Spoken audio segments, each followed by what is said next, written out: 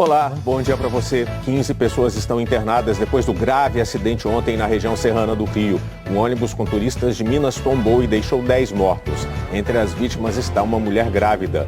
Parentes estão chegando ao IML para reconhecer os corpos.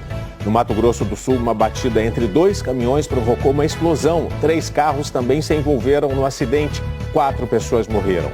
Vai ser enterrado hoje em São Paulo o corpo de um menino de 10 anos morto na garupa da moto do pai durante um tiroteio. Eles estavam indo comprar uma pipa e foram vítimas de um assalto. Temporais no fim de semana provocaram estragos no sul do país. Em Santa Catarina, uma mulher morreu em um deslizamento de terra. E você vai ver ainda um alerta para o impacto do El Niño nos casos de dengue. Além de mais calor, tem mais chuva no centro-sul do Brasil, o que pode aumentar os criadouros do mosquito. Começou o período de propaganda eleitoral. O aplicativo para denúncias de irregularidades nas campanhas já está no ar. No Brasileirão, o Flamengo venceu o Mirassol e reduziu ainda mais a distância para o líder Palmeiras. Hoje é segunda-feira, 17 de agosto, e o Bom Dia Brasil está começando agora.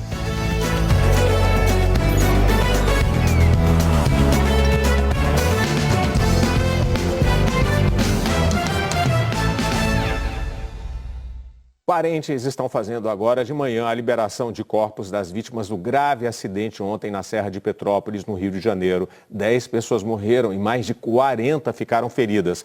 A gente fala agora ao vivo com o repórter Patrick Guimarães, que atualiza as informações. Oi, Patrick, bom dia para você.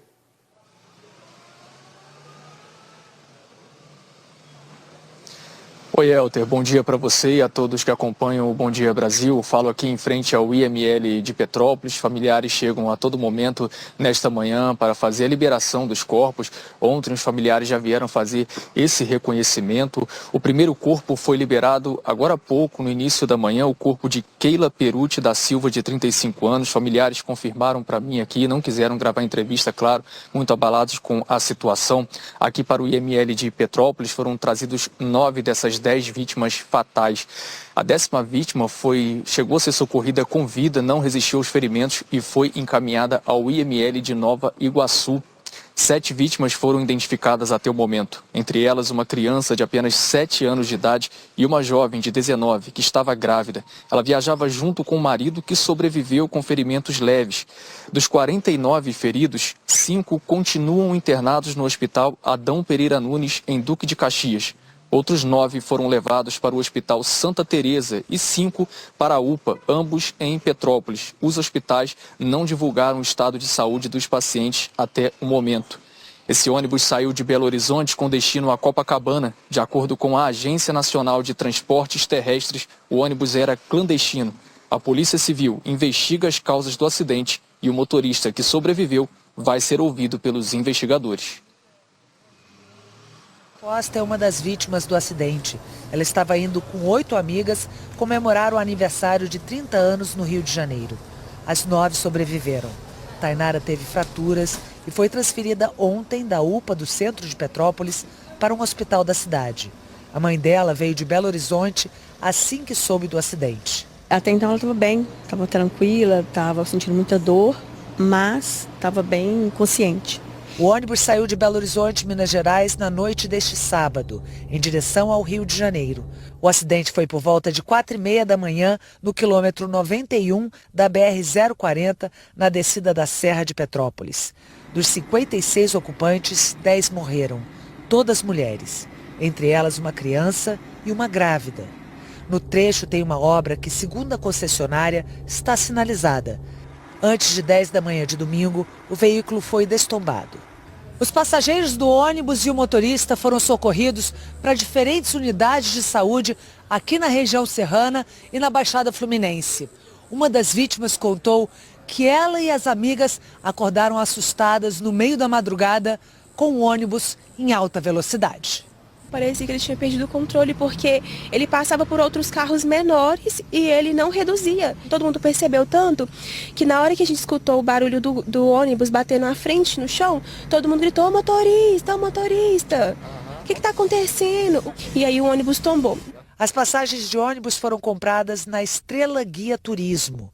De acordo com a Agência Nacional de Transportes Terrestres, o ônibus não estava habilitado para fazer transporte interestadual de passageiros. A agência afirmou que caracteriza a viagem como transporte clandestino de passageiros. Em nota, a empresa disse que está colaborando com as autoridades e adotando todas as medidas para prestar assistência às vítimas. Ainda com dores, Aline voltou para Belo Horizonte ontem à tarde. Eu nem sei o que eu estou sentindo, só gratidão a Deus por estar com vida e saúde. Nós procuramos a Estrela Guia Turismo para falar sobre o registro do ônibus na Agência Nacional de Transportes Terrestres e sobre a conduta do motorista, que foi relatada aí por algumas vítimas, mas a empresa não quis se manifestar. E olha, um outro acidente chamou a atenção ontem no Mato Grosso do Sul. Uma batida entre 2 carretas e 3 carros deixou 4 mortos. E a gente tem as imagens do momento. Vamos ver. As imagens foram registradas por um caminhão que passou pouco antes da batida. Uma das carretas colide com o carro e, em seguida, bate de frente com a outra carreta que carregava diesel. A colisão provocou uma forte explosão que foi seguida por um incêndio. Imagens de pessoas que passavam pelo local mostram uma grande coluna de fumaça. Esse acidente foi domingo à tarde, os veículos estão lá até agora e a cena no local ainda é de destruição. O repórter Diego Queiroz mostra pra gente ao vivo, direto desse local, dessa tragédia, desse acidente. Oi, Diego, bom dia para você. Oi, Elter, bom dia especialmente a você que assiste a gente. Pois é, esse acidente trágico aconteceu nesse domingo, no fim de domingo, entre Campo Grande e Bandeirantes, aqui na BR-163, há mais ou menos 1 hora da capital de Mato Grosso do Sul. Vou mostrar para vocês agora a situação. O cenário aqui é de um completo, é tudo uma destruição completa na realidade. Olha só a situação que ficaram esses carros, são pelo menos 3 veículos de passeio envolvidos e 2 carretas. Os carros todos incendiados, todos os veículos incendiados por conta dessa carreta que transportava produto inflamável.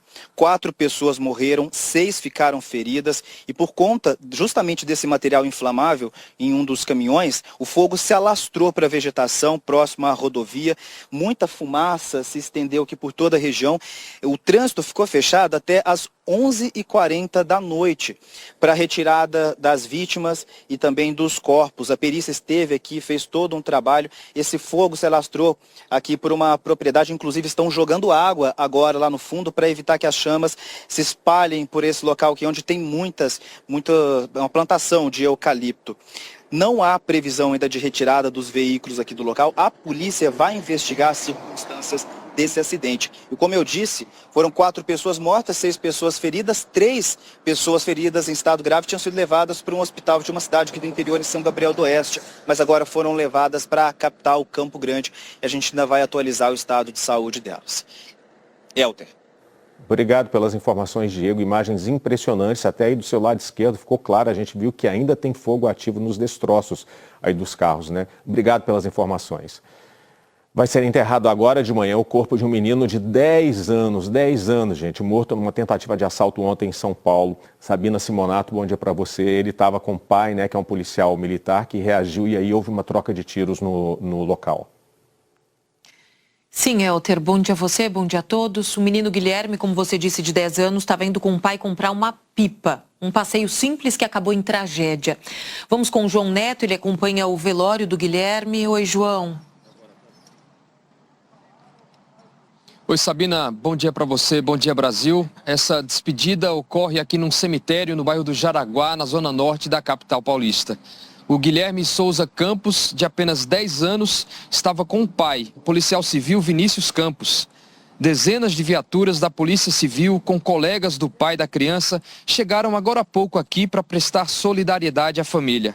Câmeras de segurança registraram quando o policial com o filho na garupa foi abordado pelo bandido, que estava em uma outra moto com a placa coberta. Assim que anunciou o assalto, houve troca de tiros e, na sequência, pai e filho caem da moto. Guilherme foi atingido no peito. O pai foi atingido de raspão. O homem que conduzia a moto, identificado como Gabriel Adriano Araújo, de 24 anos, também foi baleado. Caiu e ficou ali até a polícia chegar. Ele chegou a ser socorrido, mas não resistiu. Na mochila do bandido, a polícia encontrou celulares e 7 alianças. Algumas tinham sido roubadas minutos antes em outros assaltos no mesmo bairro. Inclusive, vítimas reconheceram Gabriel como assaltante. E aí o sepultamento de Guilherme está marcado para as 11 horas da manhã de hoje, Sabina. Obrigada, João, pelas suas informações. A escola onde o Guilherme estudava suspendeu as aulas hoje, Elter. Que tristeza, nossos sentimentos à família desse menino. A gente continua com a Sabina, porque Sabina, São Paulo teve um fim de semana violento também, um fim de semana envolvendo violência contra as mulheres, né? Uma delas foi esfaqueada dentro de um supermercado, não teve nem chance de reação, nem viu o que aconteceu. É isso, mais uma vez a mulher entrando nas estatísticas da violência, mais um absurdo, Elter. Esse caso foi na zona norte da capital paulista ontem. Angelita Manuela Rodrigues, essa da foto, de 40 anos, foi surpreendida enquanto estava na fila do supermercado. O agressor é Lafayette Gonzaga da Silva, de 40 anos. Olha ali, na frente de dezenas de clientes. Ele chega por trás, tudo foi registrado pelas câmeras de segurança. Ele era o companheiro dela, né? As pessoas saíram correndo, algumas tentaram impedir a saída dele, que foi preso.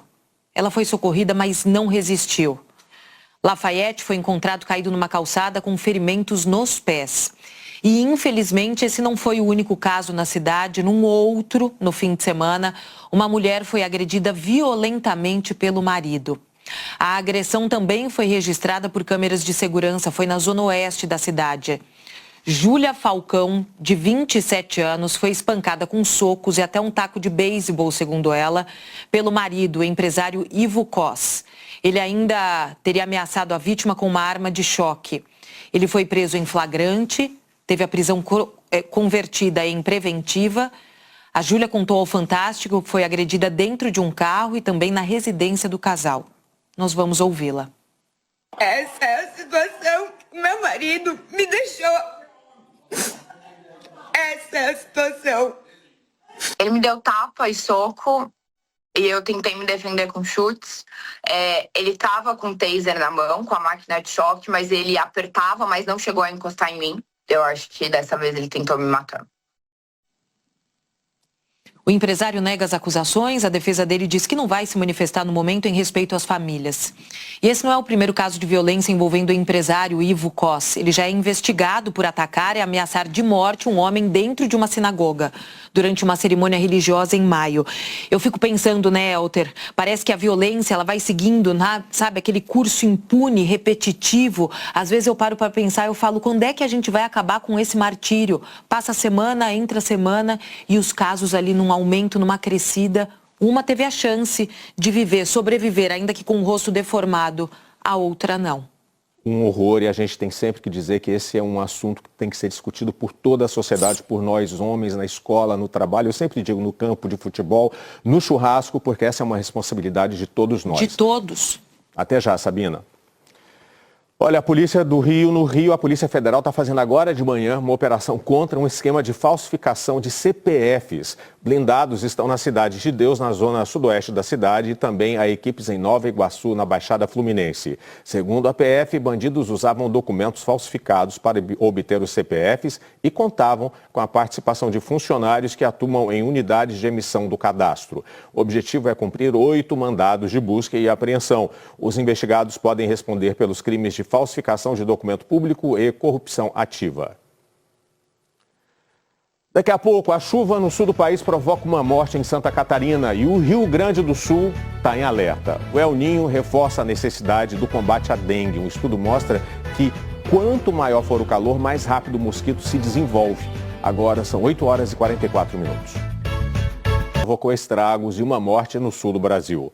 A vítima é uma mulher de 44 anos. Um deslizamento de terra atingiu a casa dela ontem em Santo Amaro da Imperatriz, região metropolitana de Florianópolis. A filha de 10 anos foi socorrida em estado grave. O marido e um outro filho também precisaram de atendimento médico. Também ontem uma chuva de granizo atingiu Porto Alegre. Em Pelotas, a Lagoa dos Patos transbordou. Não há registro de vítimas. E tem onda de calor se espalhando pelo país, né, Priscila? As temperaturas devem ficar mais altas, acima da média, até quinta-feira. Bom dia. Muito bom dia para você, Elter. Bom dia, gente. Vamos começar logo falando sobre o calorão na maior parte do Brasil. Onde está vermelho, que pega todo o centro-oeste, parte do sudeste, inclusive parte do sul do Brasil, é onde a onda de calor realmente vai chegar com mais força. As temperaturas máximas vão ficar ali pelo menos 5 graus acima da média de cada estado. Esses outros estados que estão aqui em laranja, não é a onda de calor, é uma marola de calor. O calor vai vir, mas não tão intenso quanto nessa área que está em vermelho. E essa onda de calor, gente, vai até quinta-feira dessa semana. Para vocês terem uma ideia das máximas esperadas para essa segunda-feira, olha só, vários pontos passando dos 40 graus, tá? A gente tem Cuiabá com 40 de máxima, mas outras cidades aqui do interior do estado podem chegar a 41 de máxima. 38 em Teresina, 36 em Palmas, 36 em Cuiabá também, 37 em Porto Velho. Até Porto Alegre está com calor hoje, máxima de 30 graus por lá. Quando a gente fala sobre umidade, essa onda de calor, além das temperaturas super altas, também está deixando o tempo muito seco na maior parte do Brasil. Todos esses estados, pega Mato Grosso do Sul, parte do interior de São Paulo, de Minas, Goiás, Tocantins, Piauí e Maranhão, a gente está falando sobre umidade abaixo dos 20%. E essa área que está aqui em amarelinho, umidade abaixo dos 30%, ou seja, praticamente o Brasil inteiro enfrentando essa secura. E a gente lembra, quando a gente tem temperaturas muito altas e umidade muito baixa, o risco de incêndios fica muito alto.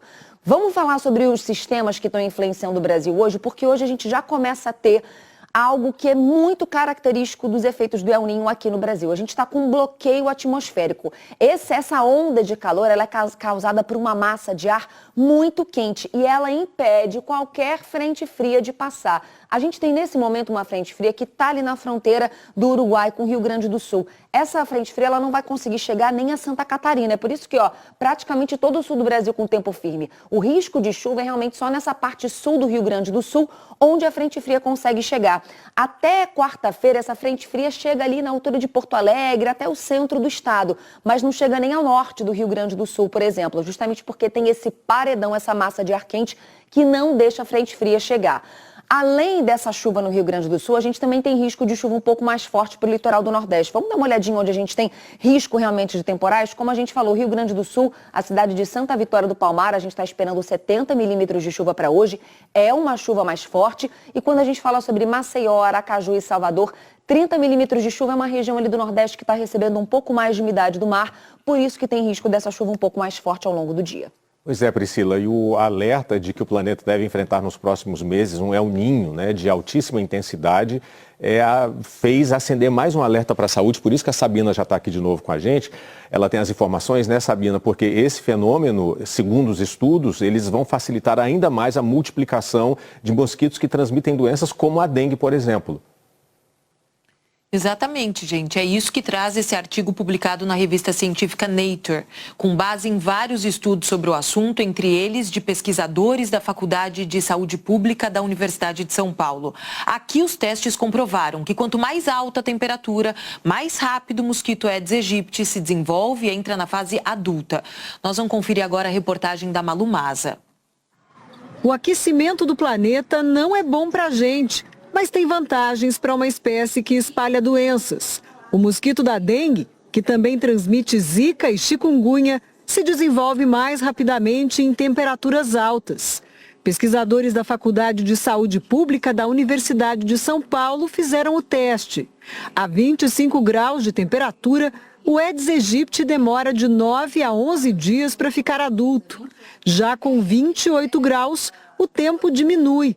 Varia de 7 a 9 dias. É uma diferença de 2, 3 dias, que pensando em milhares de mosquitos, é um aumento muito grande da população em um período mais curto de tempo. Um estudo publicado no mês passado na revista Nature mostra que doenças transmitidas por mosquitos estão batendo recordes de casos. Em boa parte porque as mudanças climáticas elevaram as temperaturas, permitindo que os mosquitos cheguem a lugares novos. Segundo o estudo, 50 espécies de mosquitos expandiram o território nos últimos 70 anos. Isso ajudaria a explicar por que doenças como a dengue passaram a ocorrer, por exemplo, em países da Europa. A pesquisadora brasileira acrescenta que os anos de El Niño são piores. Além de mais calor, tem mais chuva no centro-sul do Brasil, o que pode aumentar os criadouros do mosquito. A seca no norte e nordeste também traz riscos. Quando você tem um lugar que tem problema de abastecimento de água ou algum problema de seca, as pessoas têm o hábito de armazenar água dentro de casa. Geralmente é feito em recipientes que ficam a céu aberto e também favorecem aí a aproximação das fêmeas para colocarem seus ovos e aumentar a população do mosquito. Em anos com El Niño, o número de casos de dengue no Brasil aumenta, segundo dados do Ministério da Saúde. Em 2024, com o fenômeno climático, foram 6,5 milhões de casos. No ano anterior, sem ele, o país teve 1.650.000 registros. O Ministério da Saúde recomendou a estados e municípios reforço nas ações de vigilância e de prevenção este ano e recomenda a vacinação contra a dengue em crianças e adolescentes entre 10 e 14 anos. Se as variações do clima têm contribuído para a proliferação dos mosquitos, a responsabilidade de cada um aumenta para tentar controlar essa situação. Mais do que nunca, aqueles cuidados que todo mundo já conhece são necessários. No prédio onde o Rodrigo é zelador, pratinho debaixo do vaso é proibido. Quando ele rega as plantas, o excesso de água sai pelos furos do vaso e cai direto no ralo. Precauções que ele também tem em casa, principalmente depois que a mulher dele pegou dengue. Ela falou que é até pior que o Covid, porque fica muito dolorido, parece que apanhou de 10 pessoas junto. Tem que se cuidar. O Ministério da Saúde informou que acompanha a situação de forma permanente. Elter. Obrigado, Sabina. Todo cuidado é pouco, então, a partir de agora. Valeu. Pois é, você sabe que essas mudanças climáticas afetam o mundo inteiro, né? Na Europa, a previsão de chuva hoje deve ajudar os bombeiros a controlar o maior incêndio florestal da história da Bélgica. O Reino Unido acionou os militares para combater o fogo no país de Gales. A seca no rio Danúbio só piora e revela vestígios da Segunda Guerra. Uma mina foi encontrada no leito do rio na Eslováquia. Policiais e especialistas em bomba removeram e explodiram essa mina. E mais de 180.000 pessoas seguem sem luz no Havaí depois da passagem do furacão Lala no fim de semana. Cerca de 100 casas ficaram destruídas. Moradores registraram rios transbordando, enchentes e muitas quedas de árvore. Nas últimas horas, o furacão se afastou da ilha, perdeu força e foi rebaixado para uma tempestade tropical. A seguir, o presidente do TSE se reúne hoje com embaixadores para demonstrar a segurança das urnas eletrônicas. Já começou a funcionar o aplicativo que permite aos eleitores denunciarem propaganda irregular. Depois da reunião com Hamas, o genro de Donald Trump tenta destravar com Israel o processo de paz na faixa de Gaza. Agora são 8 horas e 56 minutos, a gente volta já já. Começou ontem o período de propaganda eleitoral para as eleições de outubro. A Justiça Eleitoral atualizou o aplicativo Pardal Móvel para receber denúncias de irregularidades na divulgação das campanhas. A história se repete em todas as eleições. Sempre tem candidato dando mau exemplo na disputa por voto, descumprindo abertamente as regras da propaganda eleitoral. É proibido, por exemplo, divulgar a candidatura em outdoor, fazer showmício, distribuir brindes ou fazer impulsionamento irregular de conteúdos nas redes sociais. Também estão no radar da Justiça Eleitoral as chamadas deepfakes, vídeos e áudios com imagens e vozes manipuladas com o uso da inteligência artificial. A Justiça Eleitoral conta com a ajuda da população para fazer essa e outras denúncias. E a forma mais rápida, simples e segura de fazer uma denúncia é pelo celular, baixando o aplicativo Pardal do TSE, que foi especialmente preparado para isso. O sigilo é garantido. A denúncia é feita no aplicativo e ela é direcionada para as zonas eleitorais que, se for virar um processo judicial, os dados não vão para o processo. Quem peticiona é o aplicativo, não aparece o nome da pessoa que fez a denúncia. A nova versão que vai ser usada nas eleições desse ano está disponível gratuitamente desde ontem. O Tribunal Superior Eleitoral publicou uma portaria com as regras do uso do aplicativo. O Pardal vem sendo utilizado em períodos eleitorais desde 2018. Na última eleição presidencial, foram registradas mais de 38 mil denúncias. Banner, uso do espaço público e propaganda irregular na internet foram as principais queixas. O TSE recomenda que a denúncia seja acompanhada de fotos, vídeos, áudios ou links de publicações na internet. Para acessar o aplicativo, é preciso se identificar por meio do título de eleitor digital disponibilizado pela Justiça Eleitoral ou da plataforma do governo federal gov.br. A descrição detalhada da irregularidade e do local também ajuda a fiscalização combater a propaganda irregular e punir os responsáveis. Para a Justiça Eleitoral é importante a participação popular, porque a população que está perto das propagandas dos candidatos. A população que vai ver o outdoor, que vai ouvir o carro de som, que vai acessar a internet, eles que têm como trazer essas informações para a Justiça investigar se for o caso de uma propaganda irregular. E o presidente do Tribunal Superior Eleitoral recebe hoje à tarde embaixadores e diplomatas para apresentar informações sobre as urnas eletrônicas. Vamos direto a Brasília conversar com a Gioconda Brasil, porque ela tem mais informações sobre os preparativos para a eleição, né, Gioconda? Bom dia para você. Oi, Elton, bom dia a você, bom dia a todos. O presidente do TSE, ministro Cássio Nunes Marques, vai dar informações a respeito da segurança, da transparência e da auditabilidade das urnas eletrônicas. Segundo o TSE, mais de 100 representantes já confirmaram a presença. Esse é o segundo encontro do ministro Nunes Marques com diplomatas. Em junho, ele já havia defendido o sistema eletrônico de votação numa reunião reservada com embaixadores. Também hoje à tarde, o TSE inaugura o Centro de Divulgação das Eleições 2026, que vai concentrar a cobertura jornalística do processo eleitoral no TSE. Nesse espaço, terá um telão para a divulgação dos resultados eleitorais. E o Tribunal Superior Eleitoral deve consolidar hoje também os números dos registros de candidatura e apresentar um raio-x da disputa, com dados sobre a participação de homens, mulheres, além de recortes por raça, faixa etária e escolaridade dos candidatos. Elter. Obrigado pelas informações, Gioconda. Bom dia para você aí em Brasília. O enviado especial americano Jared Kushner chegou a Israel depois de uma rara conversa de paz com lideranças do grupo terrorista Hamas. Assunto para Raquel Krahenbu, em Washington. Oi, Raquel, bom dia para você. A missão do enviado especial e genro de Donald Trump, Kushner, não é nada fácil, né? É bastante complexa, que é fazer esse processo de paz andar ali na faixa de Gaza. Oi, Elter, bom dia a você, a todos. É isso, uma missão nada fácil. Começou ontem ali no Egito, quando o genro de Donald Trump, Jared Kushner, se encontrou com lideranças do Hamas, sob a mediação do presidente egípcio Abdel Fattah al-Sisi.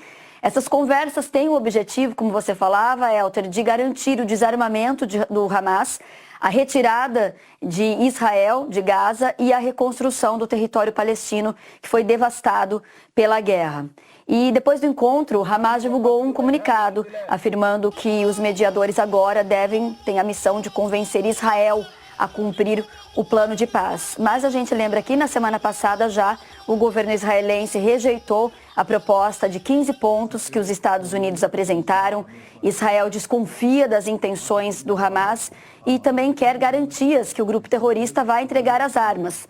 Além disso, a gente lembra que o primeiro-ministro israelense, Benjamin Netanyahu, sofre pressão de uma ala do governo que defende uma linha dura contra o Hamas. Lembrando que Netanyahu enfrenta eleições decisivas para a carreira política dele agora em outubro. Jared Kushner e Netanyahu estão reunidos neste momento em Jerusalém e nós aguardamos ver o que vai sair resultados desse encontro, Elter.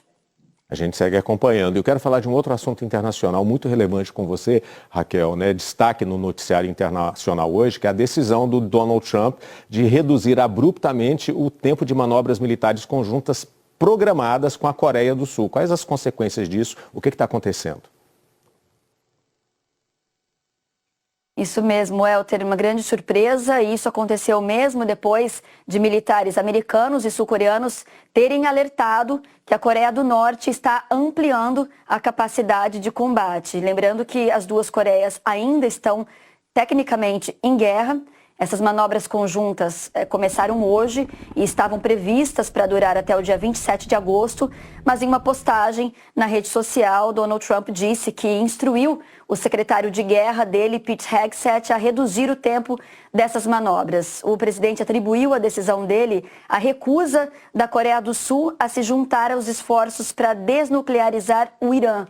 Trump também disse que a redução do tempo se deve ao excelente relacionamento que ele tem com o ditador norte-coreano Kim Jong-un, com quem a gente lembra, ele se encontrou uma vez no primeiro mandato e não manteve mais contato desde então. Uma surpresa para a Coreia do Sul, que é grande aliada dos Estados Unidos ali na região. A Coreia do Sul informou que está analisando os comentários de Trump, disse ainda que espera que uma relação amigável entre Trump e Kim Jong-un possa levar à retomada do diálogo entre Estados Unidos e Coreia do Norte para reduzir a tensão ali, promover a paz e também estabilidade na Península Coreana. O regime norte-coreano ainda não se pronunciou, mas desde o dia 6 de agosto, a Coreia do Norte realizou 2 testes com mísseis balísticos que, lembramos, são proibidos pelas Nações Unidas, Elter. E do outro lado, militares da Coreia do Sul e dos Estados Unidos tinham já dito também na semana passada que iam incorporar nos exercícios conjuntos lições que foram extraídas dos combates das tropas norte-coreanas na Ucrânia em apoio aos russos, incluindo novas táticas com drones. Elter. Obrigado pelas informações, Raquel. Boa semana para você aí em Washington. Já que você falou de Rússia e drones, o fim de semana foi marcado por um dos maiores ataques ucranianos contra a Rússia desde o início da guerra. Foram lançados mais de 800 drones. A gente vai agora ao vivo a Londres com o Rodrigo Carvalho. Rodrigo, bom dia para você. Nas últimas horas, a Rússia voltou a atacar portos ucranianos.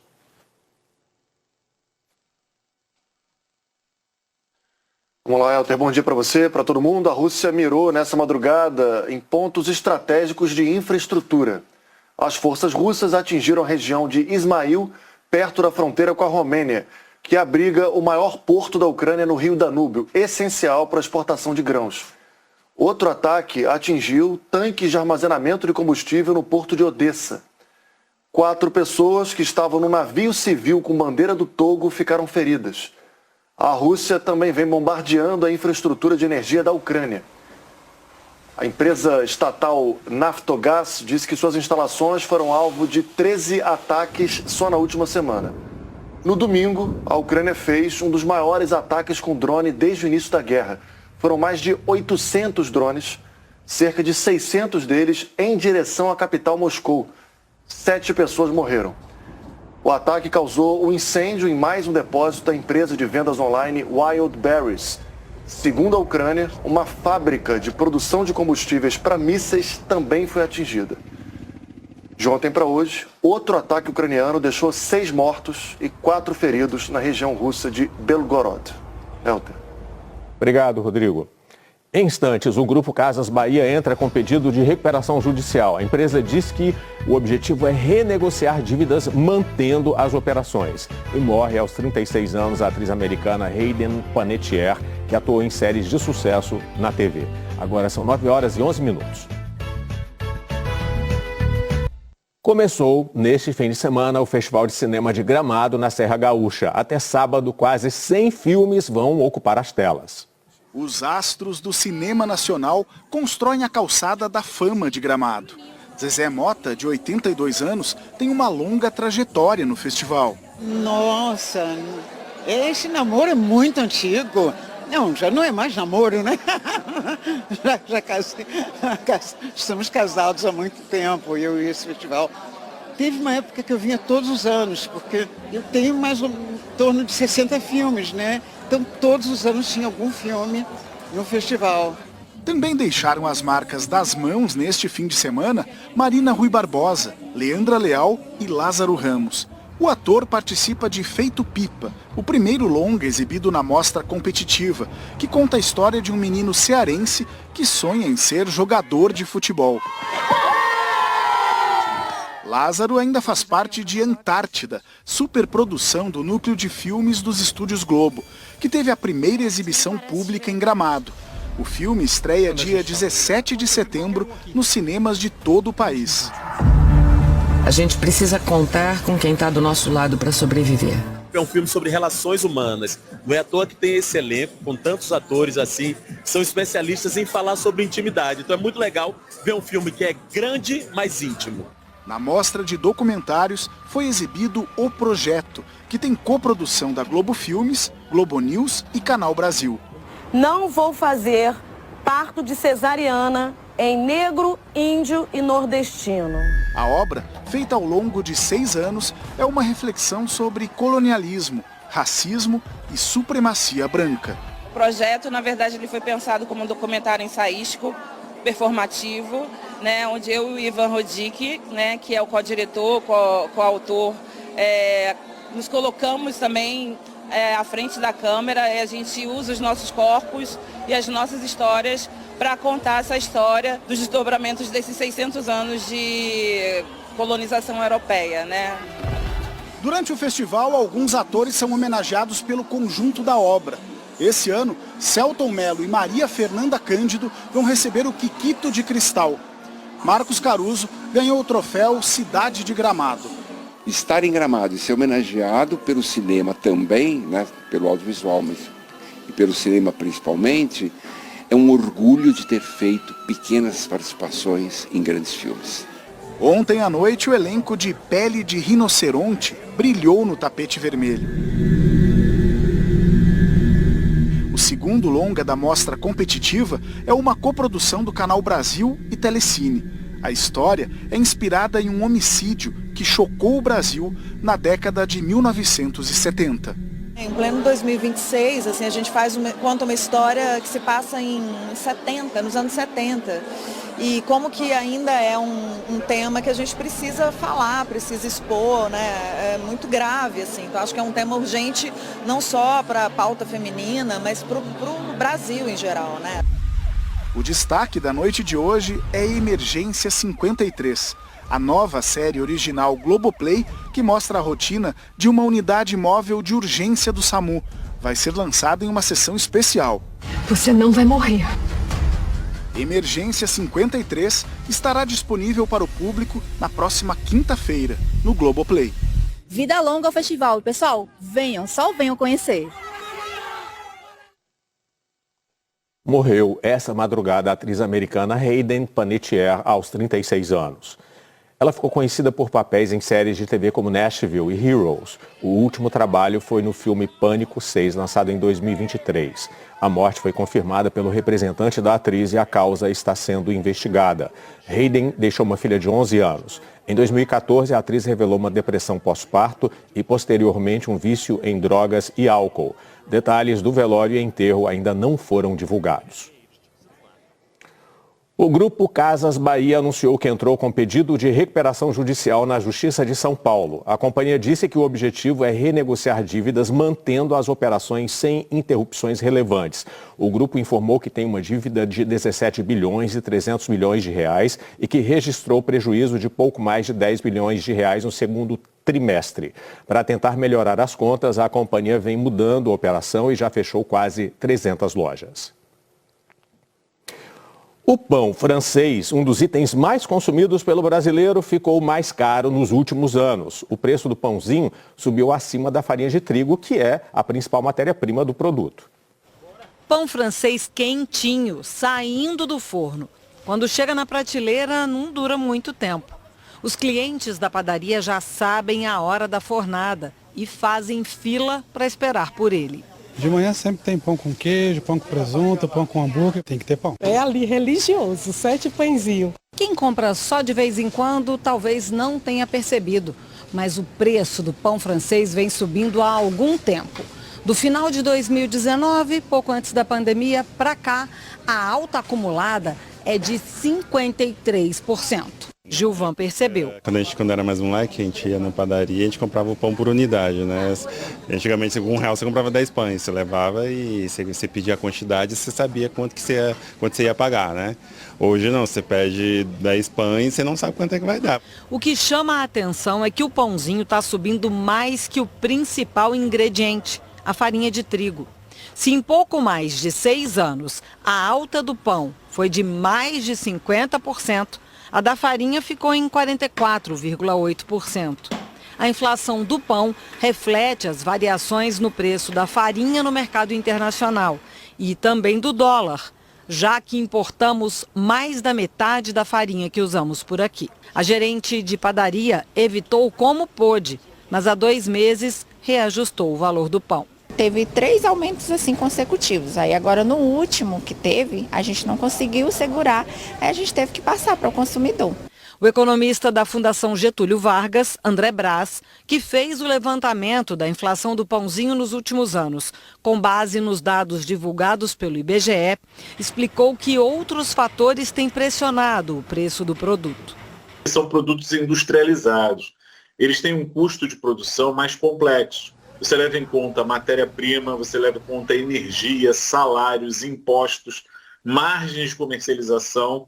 Então, são preços que se movimentam mais lentamente. Mas diminuir o pãozinho não dá, né, Débora? Não, de jeito nenhum, adoro. Pois é, como você já viu, a Débora está aqui porque ela traz os destaques do futebol no próximo bloco. Tudo bom, Helter? Tudo bom bem, dia. Bom dia para você, para nós. O Flamengo venceu e encostou no líder Palmeiras, a gente vai mostrar. E o Santos ganhou do Vasco e saiu da zona do rebaixamento. Daqui a pouquinho. Agora 9h22.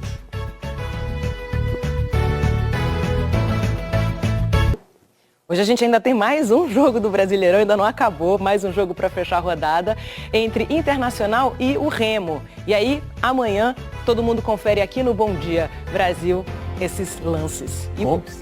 Combinado. E assim a gente termina o nosso Bom Dia Brasil. Ótima segunda-feira para você. Você fica agora com o encontro com a Patrícia Poeta. Tchau, gente. Até amanhã.